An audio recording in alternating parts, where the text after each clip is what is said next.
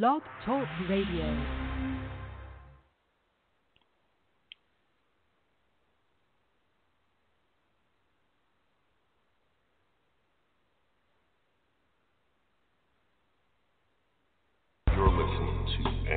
Kids 24/7 Radio.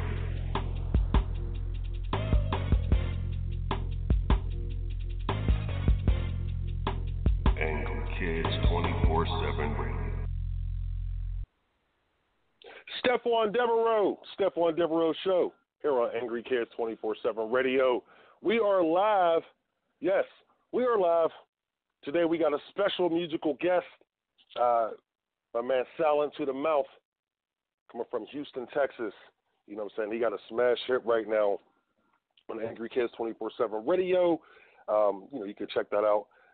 Google it, Angry Kids 24/7 Radio, or you can go to the website, angrykids247 radio.blogspot.com. But my vacation's over. My vacation is over. Yeah, we was on vacation for a minute. Had to step back, do some things, have some fun with the fam, meet and greet some exciting fans. I didn't know that we had, a little fan following out there like that, but got to meet some fans and so forth, got to have some fun, and thought it was fun. I like to have fun. I like to get my party on. You know what I'm saying? I do like to get my party on, obviously. But we got a very exciting show today. Like I said, Silent to the Mouth. He's going to be here. We're going to talk about, his newest music, what he's been doing, and so forth. I mean, the dude got a huge fan following himself, and we're just excited to have him on the show this afternoon. But before we do that, we're going to get into a couple of news things that's going on out there. Since I've been on vacation, me and this daggone wrestling business, it's just a hard place for me to leave sometimes. But I've actually had to settle down with my wrestling love recently because I wanted to see how things were going to shake up with the additions of Eric Bischoff and Paul Heyman. Eric Bischoff will be writing for SmackDown, and Paul Heyman will be writing for Raw. From what I understand, the new Raw episodes with Paul Heyman hosting have been pretty cool. So we're going to see what Eric Bischoff can do. The past pay-per-view was okay. A lot of people were upset because Brock Lesnar decided to cash in his Money in the Bank opportunity, become the new WWE champion, or Universal champion, excuse me. So people were upset about that. But I'm not, because I love Brock Lesnar. I think he's probably the most over guy in the business right now. But we'll talk more about that later this week on the Devereaux Committee of Pro Wrestling. So they got your boy R. Kelly. They got him. But I'm going to keep my mouth shut on that.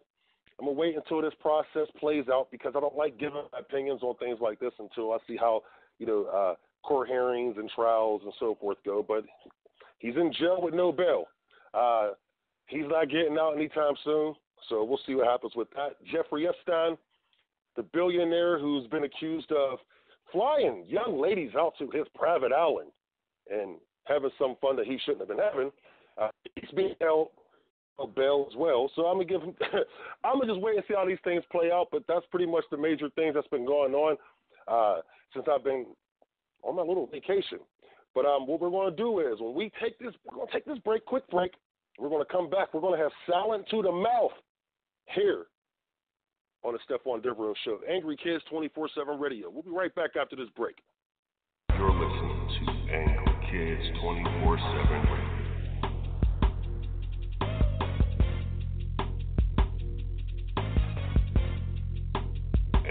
Kids 24/7 Radio. How to text a guy to keep him interested? It's a question many women ask daily. Well, Amy North believes she has found the answer with How to Text a Guy to Keep Him Interested. It's a new course that she has put together, and it's helping ladies all across the world. You can go to howtotextaguytokeephiminterested.weebly.com for more information. Amy says she has the answer, so find out there at howtotextaguytokeephiminterested.weebly.com. Recovery from mental and substance use disorders is real. You can recover. It's possible. It happens every day. Never give up on yourself. Discover hope and help. I thought I was too far gone. I wasn't. Join the Voices for Recovery. The world is a beautiful place again. For 24-hour free and confidential information and treatment referral for mental and substance use disorders for you or someone you know, call 1-800-662-HELP. Brought to you by the U.S. Department of Health and Human Services. I'm getting older. Do I need to worry about falling? Yes, you do. Each year, 1 in 4 people 65 and older will experience a fall, and many will be serious. The majority of falls happen at home, so remove things that could make you trip and install handrails to keep you steady.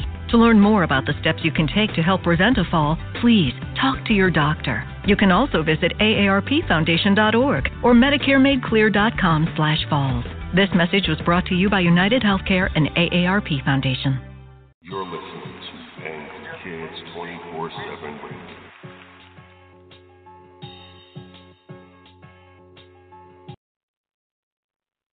Stephon Devereaux. Yeah, Stephon Devereaux Show. Back here on Angry Kids 24/7 Radio. And like I said, we got a huge interview coming up. And I can't wait. Want to get some calls in, later on in the show or whatever. You can give us a call at 929-477-1671. I don't like taking calls during interviews, but, if some of his fans, Silence fans, want to come and say what's up, you're more than welcome to. But let's get into this. We got my man, Silent to the mouth. Woo! What's up, man? Bro? How have you been? How have you been, man? Chilling like a villain and still stealing. Hey, I feel that. I wish I could still be chilling. I was on vacation for a minute, but I'm back. You know what I'm saying? You're the first guest, with my return. And I was looking forward to this. We've been trying to get this interview done for a minute now. And but I was looking forward to this because, like I was telling the fans earlier, dude, you got one of the hottest songs on the station. I mean, it stays in the top 3. It goes 1, 2, and 3. I don't like to say it rotates, but one day it's 1, one day it's 2, one day it's 3, and then it goes back to 1. And you know what I'm saying? It's just cool the way the song has been taken off. You know what I'm saying? But yeah. We'll get into that a little bit later. Man, look, first and foremost, how did you get your start? I mean, because to me personally, how about this? Instead of how did you get your start, how did you get your name, bro? It's very unique. I like it. Basically, I got my name Silent to the Mouth because not only was I a good artist, but I was a businessman. So people were kind of sleeping on me. So a lot of people that I would give my business advice to, they'd be silent to the mouth on me. And that's why I came up with the artist name Silent to the Mouth, because they wouldn't tell other people about my business because they would only want me to do business with them. Yep. So it was kind of a good thing that press. They wouldn't give me no press. So I was like, I'm glad to have customers to work with, but it was sad because then my customers wouldn't want to give me out because they would only want to work with me. Mhm. And I had that problem, and that was killing me business wise. So rather than just relying on other people telling me about, I actually literally had to go spread myself out thick. And then after I spread myself out, I would have to tell people, please, if you tell the next person about me, I will literally pay you $20 when they come in. Hey man, you gotta do what you gotta do. You know what I'm saying? I feel you. Yeah. Did man, it work? Did it work though? It did. It worked. That's how a lot of artists found out about me. Another one was I even went back home and reached out to the artists that I used to know, like artists that would be performing and they didn't even know who I was. And what it was is I ended up reaching out to like the managers of those artists, and the managers started messing with me. And then once they started seeing my ideas, then they wanted to apply my ideas to their artists. Yeah. So that's what I did. Originally I'm from San Antonio, Texas, but I moved out to before I moved back to Houston, I actually went to other states. I was in Cali, New York. You could say, Cali, New York. I want to say Utah, but Utah out there, they're not really big in the rap scene like we are in Texas, but they're pretty big as far as the R&B scene, And that was another thing. Utah changed my direction on music because I realized I couldn't just make rap or hip-hop music. I had to make different types of music. So while I was out there in Utah, I kind of stepped back from the artist part and focused more on the studio music business part.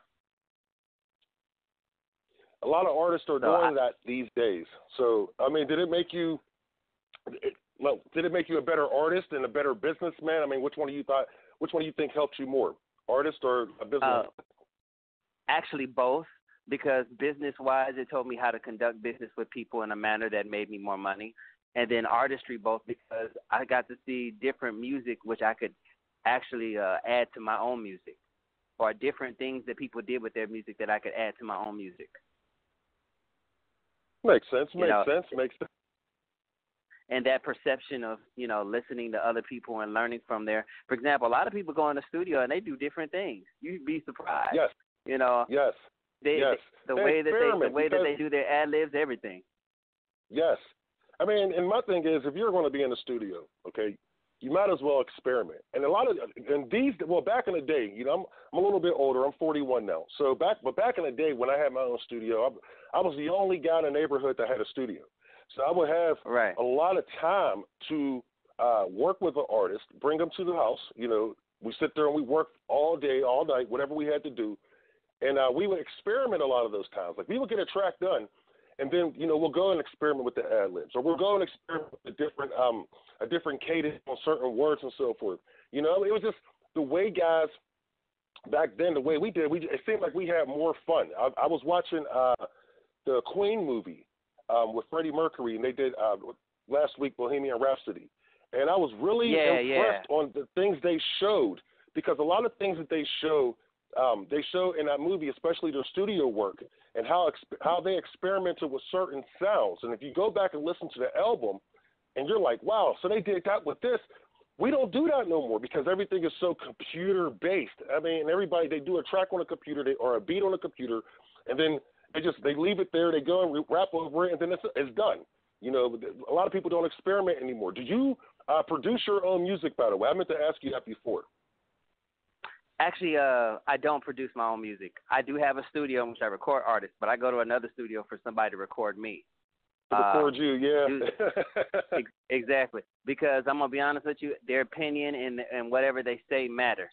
Like, if I don't hit my notes right or everything, that means that stuff I got to go home and practice, because not only will I know they can fix me in the studio, and that's fine, but then when I get on that stage, they can't fix me. Nope. So you hit it right on the head, too. You're absolutely right. And, when I go to the studio I go to, the guy is he critiques everything. He's like, okay, it was good that you sung that, but that pitch that you had was bad. You got to redo that. Yeah. He said, and I'm going to need you to go ahead and practice that now, because when you get on stage, you need to be able to hit that. You know what I'm saying? That's a real producer. Exactly. And that's what I like about going to the studio. Now, don't get me wrong. I learned a lot from him, and I have my own studio, and I'm kind of learning so much from him that when I go to the studio, I'm like him. I tell other artists that come through my studio, hey, that pitch wasn't there. This needs to be done. You need to do better, because I'm trying to push out real artists that are so good you can hear them in public, and they'll sound just like they CD in public. And that's what you want. That's exactly what you want. The new generation, I like their creativity. I like their ideas. But at the same time, a lot of their stuff is fixed in the studio. So when they get on stage, it's so disappointing to go see a show. And that's the thing about the new generation. And really, when I think about it, I even put it in perspective. I think the old generation had the talent, but we lacked in business. And then the new generation has the business, but they lack in talent. Because it's easier now to get into this, and it's easier now to get into the game, especially with you're able to do everything by your computer, by your laptop now. So you can just drop a song and put it out there, but you know how to make that money off that song. And a lot of people don't get that. They don't understand. Okay, so if you can have a decent song, but if you make it a little bit better, it might actually make you a lot more money. And they don't realize that. Exactly. That's why a lot of these new guys, it's so hard for them to get shows, because they don't, when a promoter or a booker for a building or whatever listens to their music, they're like, this is not going to work for my crowd. It's not even going to draw me a crowd. So, so no, I think you probably got that down packed. Now, because my favorite song is Twerking Everywhere. I'm not going to lie.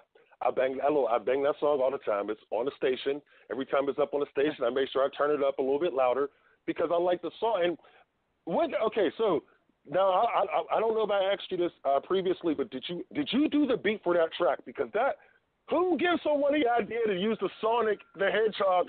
That melody was just crazy. I'm like, oh man, hold up, bro, because a lot of people don't realize that it's that Sonic melody. A lot of people don't realize that, But I think we talked about it before. But yeah, what gave you the idea to use that track? Well, actually, I had found a beat maker online. They actually changed their site. They used to be 5 Star Beats, but then they went to Pink Fader. But the beat maker, I actually gave him the Sonic beat, and he made that for me. And he charged me a grip for that. He charged me $463 to get that beat. Man. But was it worth for the most though? part, I gave it was worth it though. It was very, very much worth it because down here in Houston, Texas, they love playing that, and that little Sonic theme comes on, and it's different. It's abstract. But the fact is how he incorporated another beat for me to rap on it. It brings it out. You know what I'm saying? It makes it seem like that's a video game beat, but then how could you turn a video game beat to a club song? And it's a banger. It is a banger. You're listening to the Stephon Devereaux Show here on Angry Kids 24/7 Radio. Got my man Silent to the mouth here. Look, now it is a banger. It's a banger. But see, I know you got other hits. Can you tell this audience, what other song that you think, besides Twerking Everywhere, that you think they would be into if they haven't heard it yet? I would say Hot Sauce. I got another song called Hot Sauce, and that actually had that beat was actually from a Wanna Fanta theme a long time ago from an old commercial that I used. Man. But see, that's where you're being creative. You know what I'm saying? You're being creative and you're trying something new. A lot of people these days, they don't do it. That's why, to me, a lot of the hip-hop today, I'm not a big fan of it because it sounds alike. Now, if you notice, like when I do the Stephon Devereaux Show on a radio station, my nightly show, I have a lot of old school songs because I think a lot of the old school songs, they were a lot more creative because you had to stand out. These days, they don't want to stand out. They just want to sound like the same person. And it drives me crazy when one producer can produce for 20 different artists. Back in the day, you're from Houston. Now, the Houston producers weren't producing for the California producers. They weren't producing for the New York dudes. The New York guys weren't producing for the California guys, and the Dr. Dre's and so forth wasn't producing for the New York guys. It wasn't until maybe after Dre left Death Row to where he started producing for the East Coast.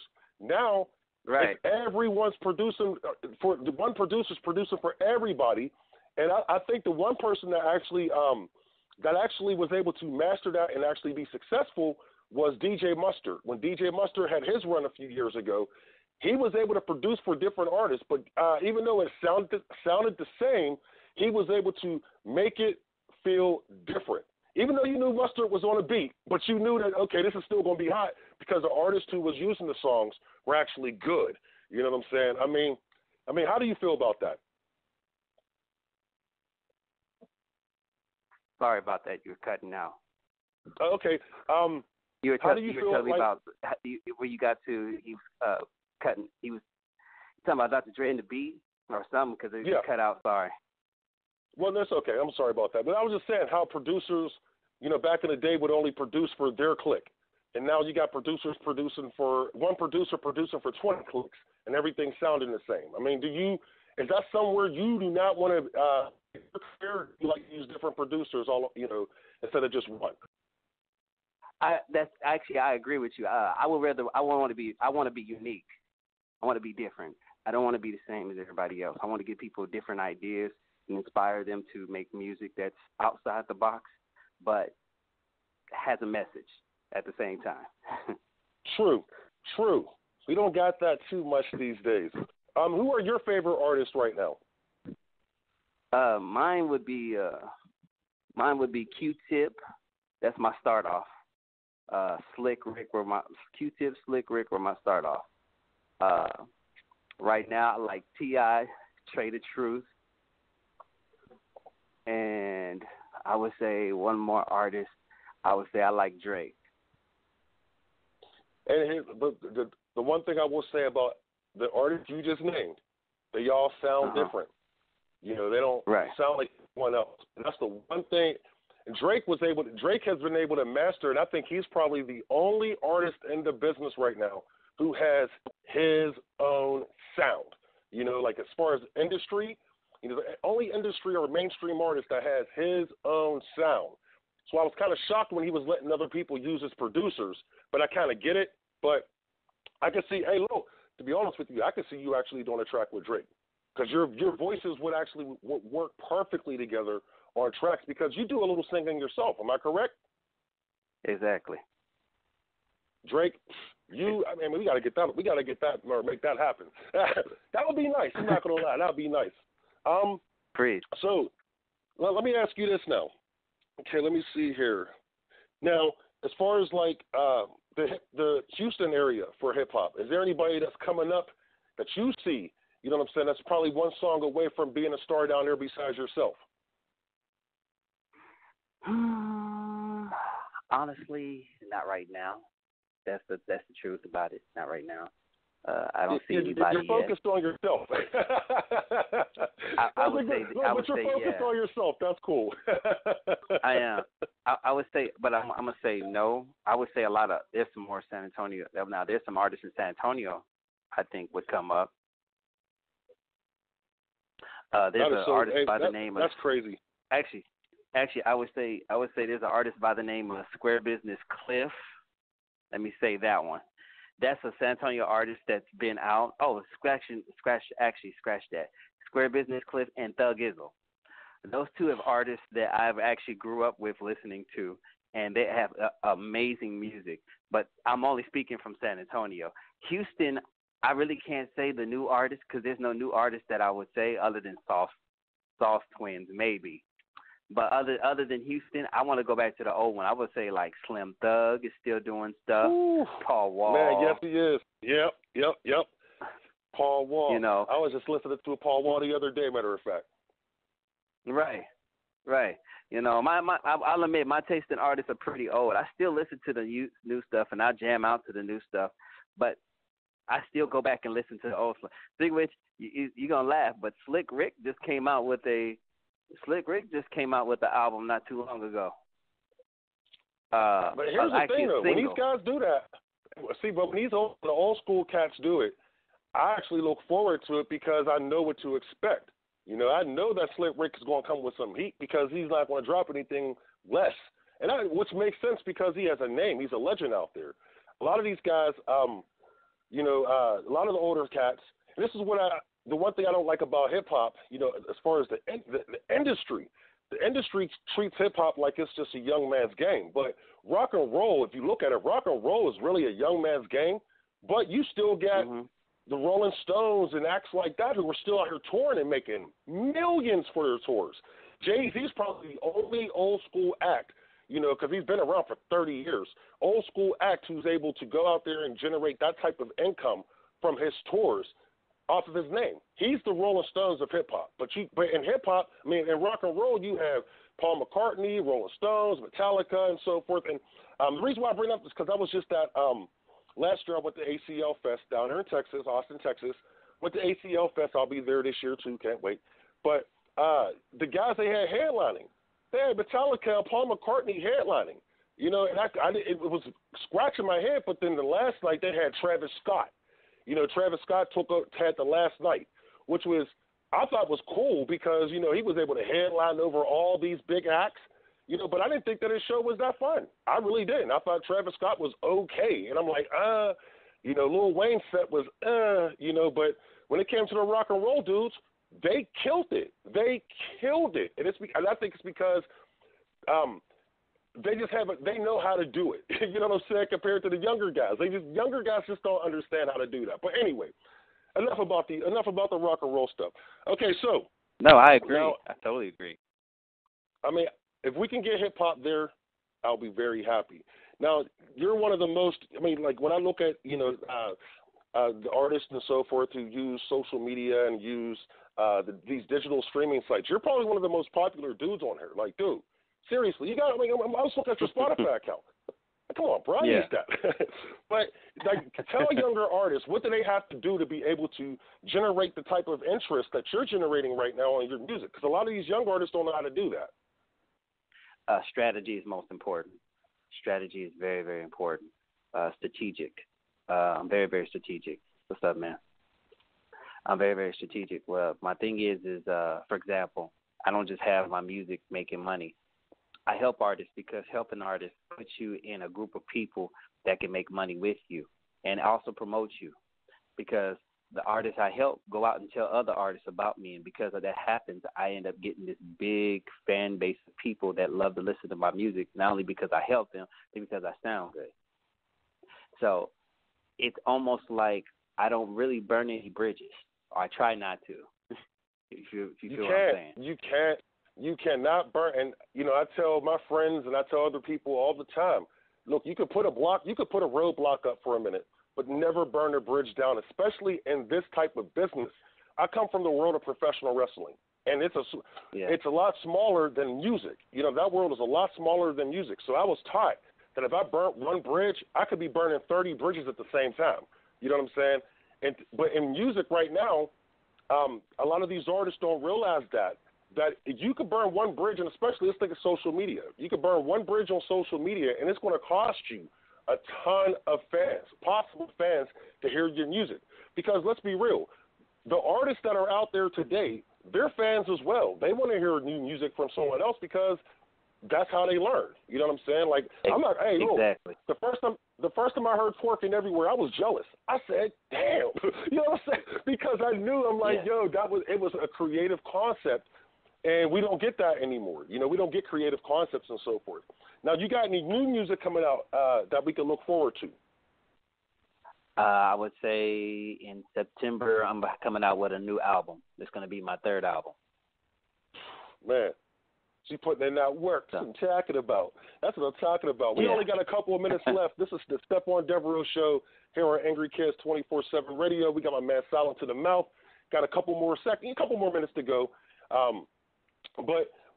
So you got new music coming out. You gave us the strategy. You know what I'm saying? You gave us the strategy. Actually, it's the best point that's going to come out of this interview is what you're telling people and so forth. Because I like when people get educated from my guest. I'll actually tell you the truth. I would tell you when it comes to strategy, I'm gonna throw you in a little bit bigger of a strategy. If you have your own studio, record the artists and mix their music down, but also make the artists money through platforms such as Spotify, iTunes, and Apple Music, because then when you make them money and they come back to your studio, they'll have money to spend in your studio, and that keeps your money all together, just like that keeps your friendship and your bridges together. That's a little bit more in depth of the plan. Now, that's dope. So have you thought about, do you have your own record label that you're putting out your own artist? Mine's going to be Peace Be Still Records. Yeah, Man, I like that. I like that name. I'm on the verge of getting that done right now. Man, that is so dope. Would you advise other new acts who are coming up? Do you advise them to try to put out their own music, or would you advise them to try to hook up with like an independent label or someone like yourself, who can help them out? If I would advise somebody right now, I would tell them to work with more people, because the more people you work with, the more ideas you get, and by the time you've got a group of ideas, you can make the ideas legit by copywriting them and putting them out and make your own. It's almost like making your own sauce. In order to make your own sauce, you need all the right ingredients. If you work with a lot of people that are always giving you ingredients, you'll have the best sauce, and then it's worth copywriting. And that's dope. All right, we only got about 60 seconds left. Why don't you tell the audience where they can find your music? Let them know where they can follow, stream, and do their thing with your music. Let them know. You can find me on SoundCloud, Spotify, iTunes, YouTube, Tidal, etc. Actually, if you really want to find all my platforms of music, just Google Silent to the Mouth, all underscores in between the words. That is dope. It's so much easier when you can just tell someone to Google me, you'll find me. That's beautiful. Hey, Silent, I want to thank you so much for joining us, man. I swear we're going to do this again. I'm going to get you back in here in September when your new album drops, because we're going to talk about that. You know what I'm saying? We got to most definitely take care of you on that. But, man, I want to thank you so much for joining me. And sorry about the wait. I told you I was going to get to you, man. I told you I would. But I want to thank you again for You know what I'm saying, for joining us. We all have things that we got to do. We are all busy. I'm a busy man, so you're perfect. Hey, man, I appreciate that. Silent to the Mouth here on the Angry Kids 24/7 Radio. I want to thank you again for joining us, the Stephon Devereaux Show, and we'll see you next week. All right.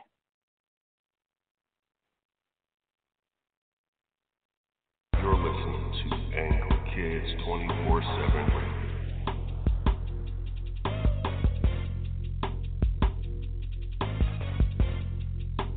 Angry Kids 24/7 Radio.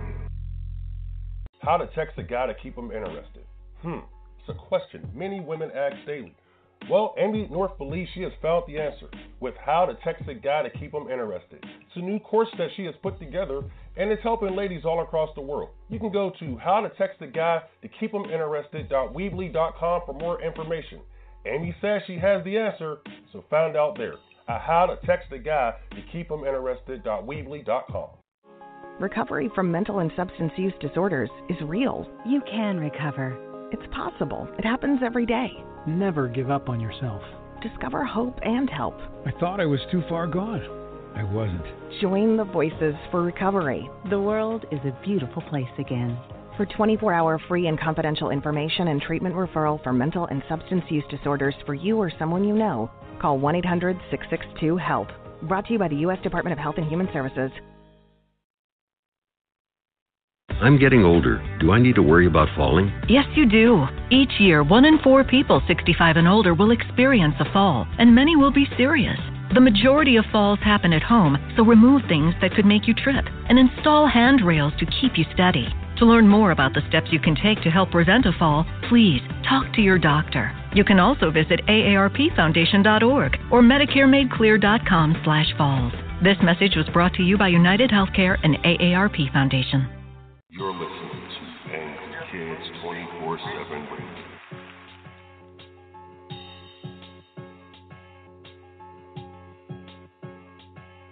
Angry Kids 24/7 Radio. Discover the weird trick people are using to make over $3,500 a month taking paid surveys from home.